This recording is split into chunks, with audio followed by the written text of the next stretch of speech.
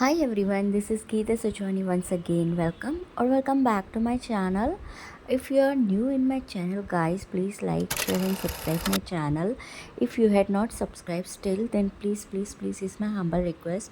Subscribe my channel. Today I'm going to share with you the very yummy Malai peda, and for that I had taken the pan. It's a non-stick pan, and I had taken 1 tablespoon of ghee and 1 cup of milk and stir it till it's boil.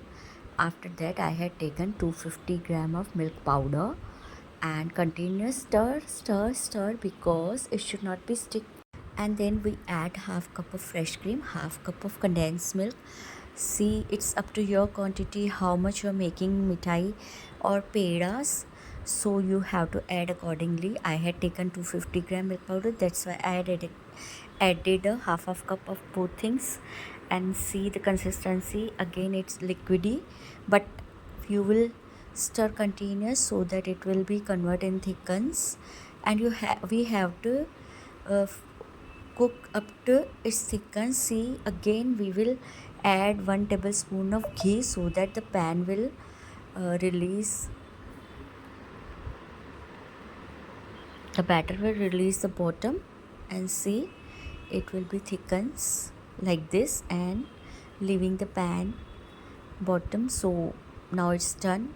Now take a thali and grease it with the ghee and let it cool. After that we will make this peda shape. You can make any shape. I had making two shapes. First I had making this flat peda, and after that I had cut it with the cookie cutter. So the both shapes are looking nice. You can make any shape, or you can make mithai shape also, square pieces, but it's peda, so it's looking nice.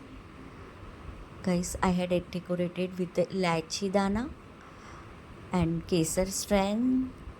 Whatever you want to decorate, you can decorate with the pistachio or any dry fruit or badam, but I put lychee seeds on it and kesar strand.